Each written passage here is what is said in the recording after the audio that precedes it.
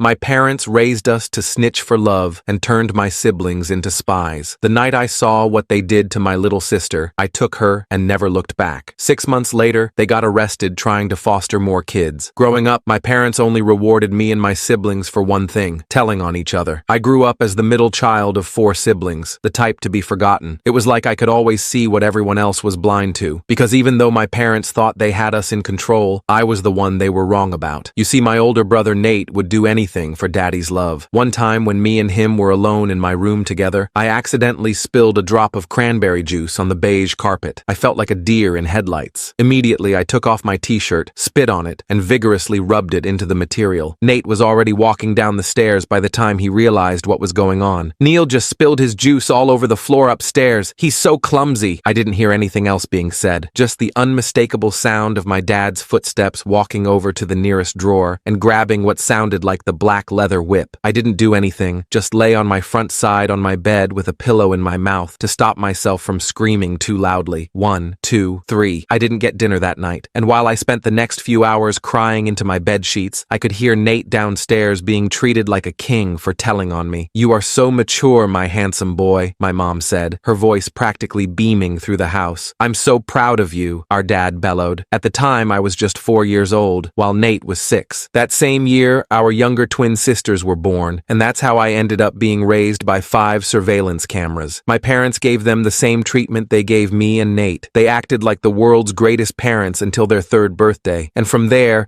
they'd withhold all affection from them. No nice words, no hugs, nothing. Unless they did one thing: start telling on each other. By the time I was 10, I had been wailed on more times than I can count. Not cleaning my room properly, leaving leftover crumbs on my plate, crying too loudly, wearing clothes that showed any indication of my injuries. Meanwhile, my siblings only got it once or twice a year, because from all the punishment I learned one thing: it was the last thing I wanted to inflict on my siblings. So even when I caught them doing things, I'd never tell on them. Heck, sometimes I'd even take the blame for it. And in some ways, it paid off. Like, Nate and the twins always felt safest around me, but none of them returned the favor, not once, because there was something they loved more than me, and that was our parents. Over time, it was clear that I was getting the most amount of punishment, but instead of attributing that to my kindness towards them or the fact I was simply just a good person, everyone started seeing me as the troublemaker. Suddenly, nothing I did was ever enough. If I snored too loudly and annoyed one of my siblings, my mattress would get taken away for the rest of the week. If I accidentally used Nate's cologne instead of my own, no showering for the next 3 days. By the time I turned 18, my idea of family was so distorted that when I saw loving parents or siblings on TV, I would get angry about how fake it was. I had spent so much of my life simply surviving that when college season finally came, I literally had a GPA of 1.0. But there was one thing I knew with all my heart: there was no way I could spend another second in my home. So when it was time to move out, I paid one of my classmates to let me sleep on the floor of their dorm room. I remember being extremely stressed when his parents came over to visit for Thanksgiving. My heart was pounding for the entire week, and I made sure to be perfect, just as my parents always taught me. So when they came and I opened the door after they knocked twice instead of once, I closed my eyes super tight to brace myself for what was to come. But instead of beating me senseless, they thanked me for opening so soon. His mom even gave me a hug. For the rest of the night, I was on my best behavior, completely silent, tense, ready to clean up anything. And when his parents left, it was over. My friend screamed at me for being a worthless piece of shit, for not being able to do anything properly. Well, the best liar is your childhood trauma, because what actually happened was him hugging me and thanking me for being so accommodating to his parents. That's when I realized how psychotic my parents really were. And the next day, I got the phone call. It was my twin sister, Kayla. She was whispering so quietly that it could have been mistaken as the sound of an exhale. "Please help me. I'm sorry," was all she said before immediately hanging up the phone. My heart broke, and the very next day, I drove round to the house to bring her to my friend's dorm. When we got there, she showed me her stomach, and my jaw dropped. It was clear that when I left, my family needed a new punching bag, so to speak, and that was Kayla. I treated all her wounds while she apologized over and over again, but I had no resentment towards her, or any of my siblings for that matter, because all my hatred was directed towards just 2 people, my parents. Thomas was amazing about the whole thing. He helped me set up a small space for Kayla in the corner of the room, behind his desk, where no one would see her during room checks. We took turns sneaking food from the cafeteria. For the first time in her life, Kayla slept through the night without fear, but our peace didn't last long, My phone started blowing up with calls from my parents the very next day. At first, they tried to sound concerned. "Neil, honey, have you seen Kayla? We're so worried about her," my mom said in a voicemail, her voice dripping with fake sweetness. I didn't respond. The next messages got progressively angrier. "You better bring her back right now, or there will be consequences," my dad growled in his message. I blocked their numbers. Then Mason started calling. "Hey little bro, Mom and Dad are really worried about Kayla. Just let us know she's okay, alright? No one's mad at you." I almost believed him. Almost. But I'd spent my whole life watching Mason say whatever our parents wanted him to say. This was no different. Kayla was terrified they would find her. She jumped at every noise in the hallway. She refused to go outside, even just to walk around campus. She slept curled up in a tight ball, like she was trying to protect herself even in her dreams. "What if they call the police?" she asked me one night. "What if they say you kidnapped me?" I hadn't thought of that. Legally, Kayla was still a minor. I could get in serious trouble for taking her, but sending her back wasn't an option. I'd seen what they did to her. I couldn't let that happen again. "We'll figure it out," I promised her, though I had no idea how. The next day, Thomas pulled me aside while Kayla was in the shower. "My RA is getting suspicious about having an extra person in the room," he whispered. "We need to find somewhere else for you guys to stay." I nodded, trying not to panic. We had nowhere to go and almost no money. I'd been working part-time at the campus coffee shop, but my paycheck barely covered food for the two of us. That night, as Kayla slept fitfully on her makeshift bed, I stayed awake planning our next move. I knew one thing for certain. I would never let my parents hurt my sister again, even if it meant risking everything. I spent the next few days asking around campus for anyone with extra space. Most people just looked at me like I was crazy when I explained I needed somewhere for my sister to stay. I didn't blame them. It was a weird request. Finally, I got lucky when I ran into Melissa from my Psychology 101 class. She lived in an off-campus apartment with 2 roommates and mentioned they had a small storage room they weren't using. "It's not much," she warned me. "Just enough space for a twin mattress and maybe a small dresser." I nearly hugged her. "That's perfect. Seriously, thank you." We moved Kayla that weekend. Thomas helped us carry the few things we'd managed to collect: some secondhand clothes, a cheap mattress I found on Facebook Marketplace, and a plastic storage bin for her stuff. Melissa's roommates, Alexis and Victoria, were surprisingly cool about the whole thing. They didn't ask too many questions when I explained Kayla was escaping a bad home situation. "My stepdad was a complete a-hole," Victoria told Kayla while helping her set up the tiny room. "I get it." For the first time since I'd brought her to campus, Kayla seemed to relax a little. Having other girls around made her feel safer. I still slept on Thomas's floor, but I spent most of my free time at the apartment with Kayla. Things were going okay for about a week. I picked up extra shifts at the coffee shop. Kayla started doing homework for Melissa and her roommates for a little cash. We were surviving. Then Mason showed up at the coffee shop. I was in the middle of my shift when I looked up and saw him standing at the counter. My stomach dropped. I hadn't seen him in almost a month, and suddenly there he was, wearing his expensive North Face jacket and that familiar smug expression. "Hey, little brother," he said casually, like we were just 2 normal siblings catching up. "Can we talk?" I glanced at my manager, who nodded that I could take a break. I untied my apron and led Mason to a table in the corner, as far from other customers as possible. "What do you want?" I asked, not bothering to hide my hostility. Mason sighed dramatically. "Look, I know you're mad at me. I get it. But this thing with Kayla has gone too far. Mom and Dad are freaking out." "Good," I said. "They should be freaking out. Do you have any idea what they did to her after I left?" He shifted uncomfortably. "They said she was acting out, breaking rules. You know how she can be?" I stared at him, disgusted. "I saw the bruises, Mason, all over her body. They hit her because she didn't tell on Cynthia for something. That's fucked up, and you know it. They're our parents," he said, lowering his voice. "They're strict, yeah, but they love us. They just want what's best for us." I almost laughed. "Is that what you tell yourself to sleep at night? That beating your kids black and blue is love? That making them terrified of making the smallest mistake is good parenting?" Mason's expression hardened. "You always were the dramatic one, always playing the victim." "I'm not playing anything. I'm protecting my sister. She's a minor, Neil. This is kidnapping. Mom and Dad could press charges." There it was, the threat I'd been waiting for. I leaned forward, keeping my voice steady despite my racing heart. "Tell them to go ahead. I'll show the police Kayla's bruises. I'll tell them everything. Is that what they want? For everyone to know what they've been doing to us?" Mason's confident facade cracked slightly. He hadn't expected me to stand my ground. "Just let me talk to her," he said, changing tactics. 5 minutes, that's all I'm asking." I shook my head. "Not happening. Tell Mom and Dad to leave us alone. We're done being their punching bags." I stood up to go back to work, but Mason grabbed my arm. "They know where you work now," he said quietly. "They'll find her eventually. You can't hide her forever." I pulled my arm away. "Watch me." As soon as my shift ended, I raced to Melissa's apartment. I needed to warn Kayla that Mason knew I was working at the coffee shop. When I got there, I found her sitting on the couch with Cynthia. My other twin sister looked up at me with red-rimmed eyes. Hi, Neil. I froze in the doorway. What are you doing here? Kayla jumped in before Cynthia could answer. She came to check on me. She was worried. I looked between them, my mind racing. This couldn't be a coincidence. Mason shows up at my work, and suddenly Cynthia appears at the apartment. How did you find this place? I asked Cynthia. She looked down at her hands. I followed you one day after your class. I just wanted to make sure Kayla was okay. Something felt off. I pulled Kayla into the tiny storage room that had become her bedroom. Did you tell her where we're staying? I whispered. Kayla shook her head. No, I swear. She just showed up about an hour ago. She said she misses me. I peeked back into the living room where Cynthia was texting someone on her phone. My suspicion grew. I think this is a setup, I told Kayla. Mason came to see me at work today. Now Cynthia shows up here? They're working together to find you. Kayla's eyes widened with fear. What do we do? Pack your stuff. We need to leave. Now. While Kayla quickly threw her few belongings into a backpack, I went back to talk to Cynthia. I sat down across from her, noticing how she angled her phone away from me. Who are you texting? I asked casually. Just a friend, she said too quickly. I nodded toward her phone. Can I see? Why? Don't you trust me? She tried to sound offended, but I could hear the nervousness in her voice. Not really, no. Cynthia's face fell. She knew she was caught. They're really worried about her, Neil. They just want her to come home, so they can hit her again? No thanks. It's not like that, Cynthia insisted. They promised they'd be better. They feel terrible about what happened. I almost believed her. Almost. But then her phone buzzed with a new text, and I caught a glimpse of the screen. It was from our mom. Is she coming? Dad's waiting in the car. My blood ran cold. They were outside, waiting. You need to leave, I told Cynthia, standing up. Now. Neil, please, now. I rarely raised my voice, but when I did, it had an effect. Cynthia flinched and grabbed her coat. They're going to find her eventually, she said as she headed for the door. You can't keep her hidden forever. As soon as she left, I texted Melissa to warn her not to come home yet. Then I grabbed Kayla and the backpack with her things. We slipped out the back door of the apartment building, just as I spotted my dad's car pulling up to the front entrance. We spent that night in a cheap motel on the edge of town, paid for with the last of my paycheck. Kayla cried herself to sleep while I sat by the window, watching for any sign of my parents. Why won't they just leave us alone? She asked through her tears. I didn't have a good answer. Control, maybe. Or maybe they were worried we'd tell someone what they'd done to us. Either way, I knew we couldn't keep running forever. The next morning, I called in sick to work and used the motel's crappy Wi-Fi to research our options. I found a website about teenage runaways and their legal rights. According to the site, at 16, Kayla might be able to file for emancipation, especially with evidence of abuse. But that would mean going to court, showing the bruises, telling our story to strangers. I wasn't sure Kayla was ready for that. While I was reading, my phone buzzed with a text from an unknown number. It was a photo of Kayla and me entering the motel last night. Underneath was a message. We know where you are. Bring her home, or we call the police. I showed Kayla the message. Her face went pale. They're going to take me back, she whispered. No, they're not, I promised, though I had no idea how to keep that promise. We checked out of the motel immediately and caught a bus back toward campus. I texted Thomas, asking if we could crash in his room for just one more night while I figured things out. He agreed, but warned me his RA was getting suspicious. When we got to campus, I noticed a campus security officer talking to someone who looked suspiciously like my mother near the entrance to Thomas's dorm. I quickly steered Kayla in the opposite direction. They're everywhere, she said, panic rising in her voice. I spotted the library ahead. In here, I said, guiding her through the doors. We found a quiet corner on the third floor where we could hide out for a few hours. While Kayla pretended to read a book, I called Melissa to see if it was safe to come back to her apartment. She didn't answer. I tried Victoria next. Hey, so, weird question, Victoria said when she picked up. But did you tell your parents where you guys were staying? Because they showed up here this morning looking for you and Kayla. My heart sank. What did you tell them? Nothing. Melissa told them to get lost or she'd call the cops. They left, but they seemed pretty mad. I thanked her and hung up. We couldn't go back there either. By evening, we were running out of options. I had less than $20 left, not enough for another motel. Thomas texted that his RA was doing room checks that night, so his dorm was definitely out. We ended up spending the night in a 24-hour laundromat, taking turns sleeping on the hard plastic chairs. The next morning, I woke up to find Kayla gone. My heart nearly stopped until I spotted her outside, talking to someone on her phone. When she came back in, her expression was unreadable. Who was that? I asked, trying to keep the panic out of my voice. Cynthia, she admitted. She wants to meet, just her and me. Absolutely not. It's a trap. Kayla sat down next to me. What if it's not? She says she wants to help us. She feels bad about what happened. She felt bad last time too, remember? Right before she led them straight to us. She says mom and dad are at work. She just wants to talk. I could see the hope in Kayla's eyes. She wanted so badly to believe that at least one of our siblings was on our side. I couldn't blame her. I'd spent spent years hoping for the same thing. Fine, I said finally, but I'm coming with you, and we meet somewhere public. We agreed to meet Cynthia at a coffee shop on campus, not the one where I worked. I made Kayla promise to stay within my sight at all times. When we arrived, Cynthia was already there, sitting at a table by the window, alone, just like she promised. Thank you for coming, she said, as we sat down across from her. She looked tired, with dark circles under her eyes. I'm sorry about yesterday. They made me do it. Made you how? I asked, skeptically. They said if I didn't help find Kayla,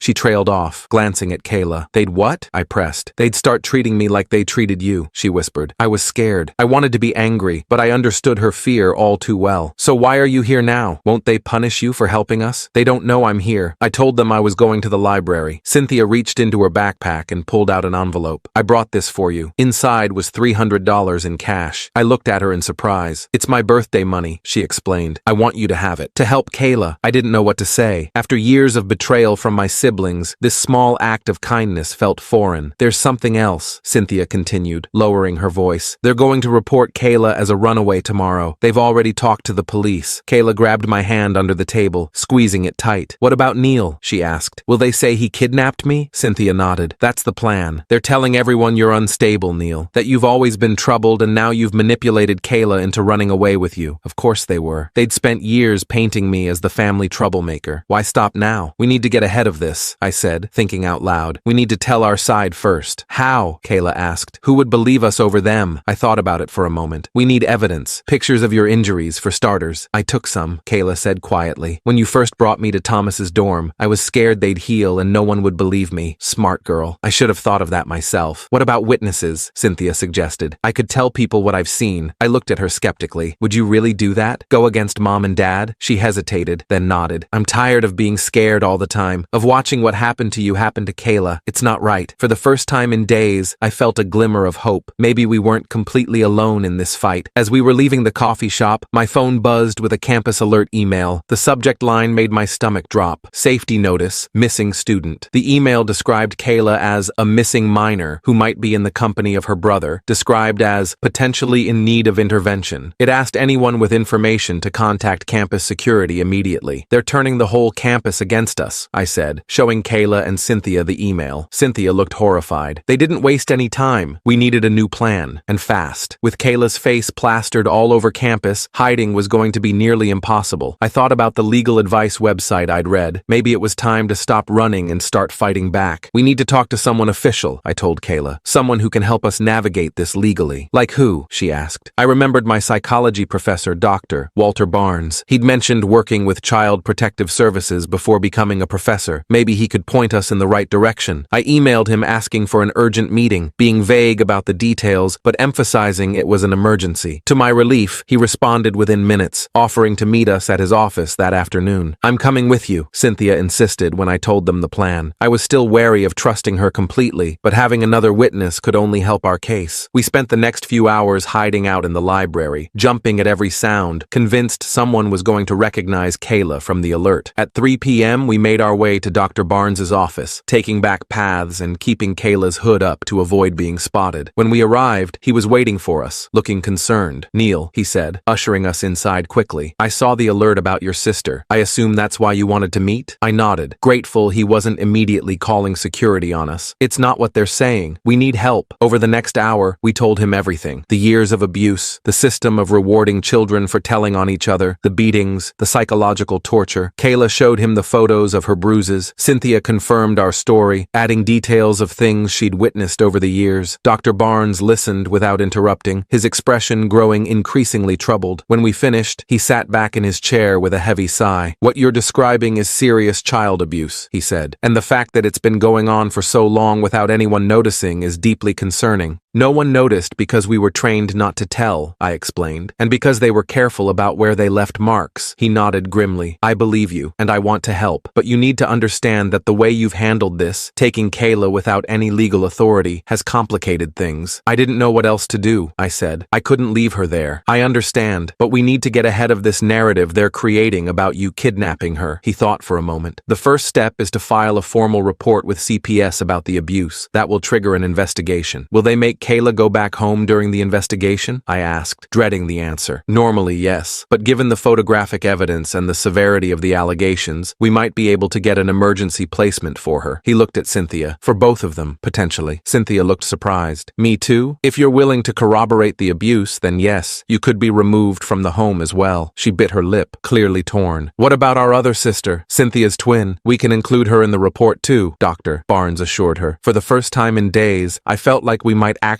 have a way forward, a legitimate legal way to keep my sister safe. What about Neil? Kayla asked. They're saying he kidnapped me. Dr. Barnes frowned. That's trickier. You're an adult, Neil, so you can't be placed in foster care. And technically, you did take a minor without legal authority. So I could go to jail for trying to protect my sister? The unfairness of it made my voice shake. Not if we handle this right, he said. The key is to be proactive. We need to file the CPS report immediately, and then you need to present yourself to the authorities voluntarily, with Kayla, and explain the situation. The thought of facing the police, of possibly being separated from Kayla, terrified me, but I knew he was right. We couldn't keep running. What about our parents? Cynthia asked quietly. What will happen to them? If the allegations are substantiated, they could face criminal charges, Dr. Barnes explained. At the very least, they'll lose custody temporarily while the case is investigated. I tried to imagine my parents facing actual consequences for what they'd done to us. It seemed impossible. They'd always been so good at presenting themselves as perfect parents to the outside world, as if reading my thoughts, Dr. Barnes added. This won't be easy. Your parents will fight back. They'll deny everything. They'll try to paint Neil as the problem. Are you all prepared for that? Kayla nodded immediately. Cynthia hesitated, then nodded too. I'm tired of being afraid, she said. I want it to stop. Dr. Barnes helped us file the CPS report that afternoon. He documented Kayla's injuries and took statements from all three of us. Then he made some calls and arranged for a CPS caseworker named Beverly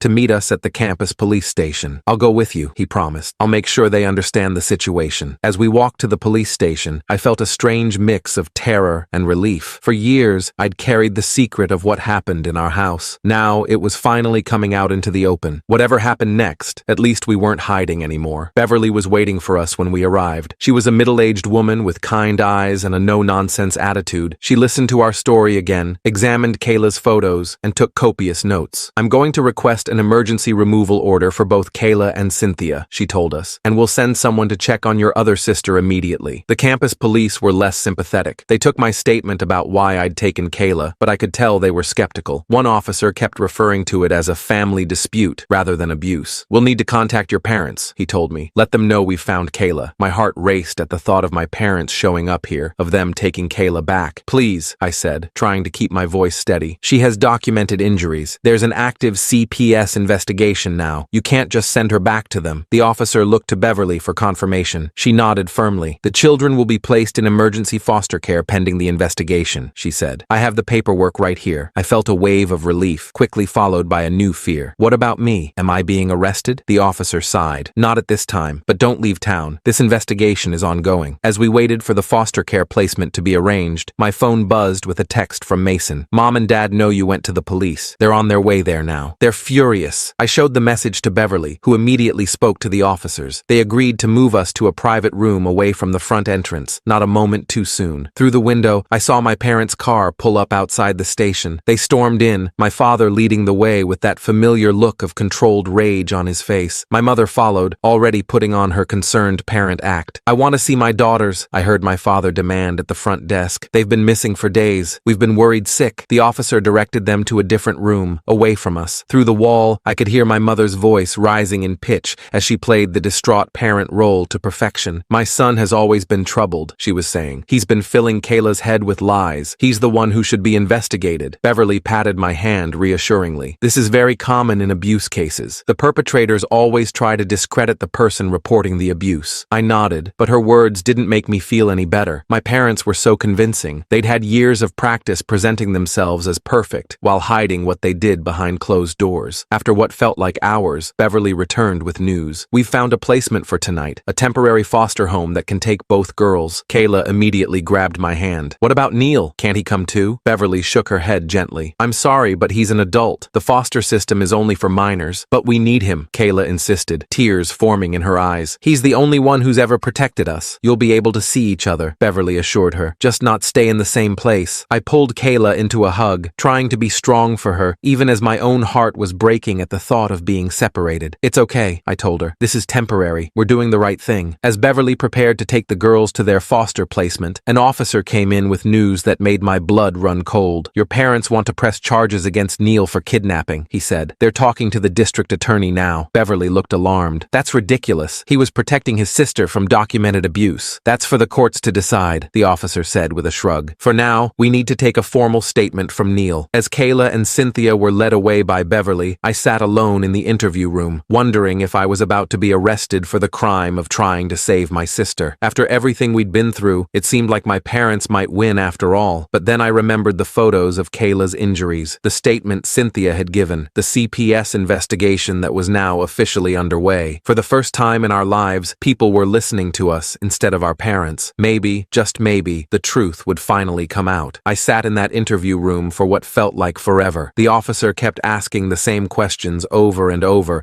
like he was trying to trip me up. Did I know taking Kayla was illegal? Did I realize I could go to jail? Was I aware that my parents were concerned citizens, just trying to protect their daughter from my negative influence? I wanted to scream. Finally, Dr. Barnes showed up with another guy in a suit who introduced himself as Stephen, a lawyer from the university's legal aid clinic. He immediately told the officer I wouldn't be answering any more questions without legal representation. The cop looked annoyed, but stopped the interview. They're pushing hard for kidnapping charges, Stephen told me once we were alone. But we have a strong case for the necessity defense. You had reasonable belief your sister was in imminent danger. I nodded, too exhausted to feel much of anything. Where are Kayla and Cynthia? Are they okay? They're safe, Doctor, Barnes assured me. Beverly placed them with an experienced foster family. Your parents can't get to them there. That was something, at least. Stephen advised me to find somewhere to stay that wasn't on campus, since my parents knew all my usual spots. Dr. Barnes offered his guest room, which was probably breaking a dozen university policies, but I was too grateful to care. That night, I couldn't sleep. I kept checking my phone for updates from Kayla or Cynthia. Around 3 a.m., I got a text from a number I didn't recognize. It's Mason. We need to talk. Alone. I almost ignored it. Mason had been my parents' loyal soldier for as long as I could remember, but something made me respond. Why should I trust you? His reply came immediately. Because I'm done being their puppet. Meet me tomorrow at 10. The coffee shop on Elm. I showed the texts to Dr. Barnes in the morning. He thought it might be another trap, but agreed it was worth finding out what Mason wanted. He insisted on driving me there and waiting nearby just in case. The coffee shop was busy with the morning rush when I arrived. Mason was already there, sitting in a corner booth, looking like he hadn't slept in days. His usually perfect hair was a mess, and he was wearing the same clothes as yesterday. You look like shit, I said, as I sat down across from him. He almost smiled. Yeah, well, it's been a rough couple of days. I didn't waste time on small talk. What do you want, Mason? He stared into his coffee for a long moment. I saw the pictures of Kayla. What pictures? The ones she took of her injuries. The CPS worker showed them to me yesterday when they came to interview me. He looked up at me, his eyes red-rimmed. I didn't know it was that bad, Neil. I swear. I wanted to believe him. Part of me even felt sorry for him, but I'd spent too many years watching him choose our parents over us. You knew, I said flatly. Maybe not the details, but you knew what they were capable of. You just didn't care as long as it wasn't happening to you. He flinched like I'd slapped him. That's not fair, isn't it? Where were you when I was getting whipped for spilling juice? Or when Kayla was being struck for not ratting out Cynthia? You were downstairs getting praised for being the perfect son. Mason's eyes filled with tears. I was a kid too, Neil. I was just trying to survive, same as you. I almost walked out right then, but something in his expression stopped me. For the first time, I saw genuine remorse in my brother's eyes. Why are you here? I asked again, softer this time. He took a deep breath. They're planning to destroy you. They've already convinced half the family you're mentally unstable. They're telling everyone you manipulated Kayla into making up abuse stories. That sounded exactly like something they would do. And I'm not going to let them do it. Mason pulled out his phone. I have proof they're lying. He showed me a series of text messages between him and our parents from the past few days. Messages where they explicitly discussed their plan to discredit me and regain custody of the twins. Messages where my father talked about teaching Kayla a lesson she'll never forget once they got her back. My hands shook as I scrolled through them. Holy shat, Mason. I know, and there's more. He swiped to his voice memos and played a recording. It was my mother's voice, crystal clear. We just need to convince everyone Neil is crazy. No one will believe him then. We've been laying that groundwork for years anyway. I stared at him in disbelief. Why would you record this? Because I finally realized what they are. He looked down, ashamed. What they made me into. I don't want to be their weapon anymore, Neil. For the first time in my life, I felt like I was seeing the real Mason, not the perfect son my parents had molded. He looked broken and scared, just like the rest of us. Will you testify? verify? I asked. If it comes to that? He nodded without hesitation. I'll do whatever it takes to keep the twins safe and to help you. I texted Stephen right away about Mason's evidence. He called back immediately, saying this could change everything. The texts and recording would be crucial for both the CPS case and getting the potential kidnapping charges dropped. Over the next few days, things moved quickly. The district attorney decided not to pursue kidnapping charges against me after reviewing Mason's evidence. CPS expanded their investigation, interviewing teachers, neighbors, and even distant relatives about our parents' behavior. Cynthia was thriving in foster care, finally free from the constant fear. She texted me daily updates about how nice her foster parents were and how she was sleeping through the night for the first time in years. Kayla was having a harder time adjusting. She kept having nightmares and panic attacks, but at least she was safe. A week after our meeting, Mason called me in a panic. They know I gave you the texts and recording. Dad is furious. He tried to hit me, but I left before he could. I immediately told him to come to Dr. Barnes's house. When he arrived, his cheek was bruised where our father had managed to land a punch before Mason escaped. "Welcome to the club," I said, handing him an ice pack. He gave a hollow laugh. "I deserve that one, for all the times I didn't stop him from hurting you." The next day, we got word that CPS had removed our youngest sister, Cynthia's twin, from the house as well. All four of us kids were now safely away from our parents. It felt surreal. Our parents didn't go down without a fight, though. They hired an expensive lawyer who tried to paint me as the family troublemaker who had manipulated my siblings into making false accusations. They brought in relatives who testified about what wonderful parents they were, how they'd never seen any signs of abuse, but they couldn't explain away the photos of Kayla's injuries, or Mason's recordings, or the consistent testimony from all four of their children. The judge at the dependency hearing was a no-nonsense woman named Judge Emerson, who saw right through their act. When my mother tried her concerned parent routine, crying about how much she missed her children, the judge cut her off. "Mrs. Mitchell, I've reviewed the evidence in this case thoroughly. The injuries documented on your daughter's body are not consistent with normal discipline. They are consistent with prolonged, severe physical abuse." My mother's face hardened instantly, her tears disappearing like they'd never existed. It was the face we knew from home, cold, angry, calculating. "These children have been given everything," she hissed. "Everything. And this is how they repay us? With lies?" The judge raised an eyebrow. "I think you've just demonstrated exactly why your children are afraid of you, Mrs. Mitchell." In the end, the judge terminated their parental rights to the twins and Cynthia's twin sister. Since Mason and I were adults, we didn't need legal protection, but the judge issued a restraining order preventing our parents from contacting any of us. It should have felt like a victory. We were free from them finally, but I just felt hollow. 18 years of abuse doesn't disappear with one court ruling. The real work came in the months that followed. We all started therapy, individually and as siblings. Kayla and Cynthia stayed in foster care, but I visited them every week. Mason got an apartment near campus and let me crash on his couch until I could afford my own place. Slowly, we started to heal, to learn what normal families were supposed to be like, to unlearn the toxic lessons our parents had taught us. It wasn't easy. We all had our setbacks. Kayla still flinched whenever someone raised their voice. Cynthia still apologized constantly for the smallest mistakes. Mason still struggled with guilt over his role in our family dynamic, and I still had nightmares about not being able to protect my siblings, but we were getting better, one day at a time. 6 months after the court ruling, I got a text from Thomas, my old roommate. "Dude, you need to see this." He sent a link to a local news article. My parents had moved to a small town 3 states away. They'd joined a church, presenting themselves as a loving couple whose children had been stolen by the system. They'd even started the process to become foster parents themselves, but someone had recognized them from a database of parents with terminated rights. The article included their mugshots. They'd been arrested for trying to falsify their backgrounds to get access to vulnerable children. I showed the article to Mason when he came over that evening. He read it silently, then looked up at me. "They'll never change, will they?" he asked quietly. I shook my head. "Number, but we did, and that was the truth. We'd broken the cycle. We'd escaped. We were building something new together, a real family based on support instead of fear, on protection instead of betrayal." Last weekend, all 5 of us siblings got together at Mason's apartment. We ordered pizza, played stupid board games, and just enjoyed being together without walking on eggshells. At one point, I looked around at my brothers and sisters laughing and arguing over Monopoly, and felt something I hadn't experienced much in my life: peace. Kayla caught me watching them and came to sit beside me. "What are you thinking about?" she asked. I put my arm around her shoulders. "Just that we're going to be okay." She leaned her head against me. "Yeah, we are. It wasn't a perfect ending. We still had a lot of healing to do. But for the first time, I believed we actually had a future worth looking forward to. One where we defined ourselves, not by what our parents had had done to us, but by what we chose to do for each other.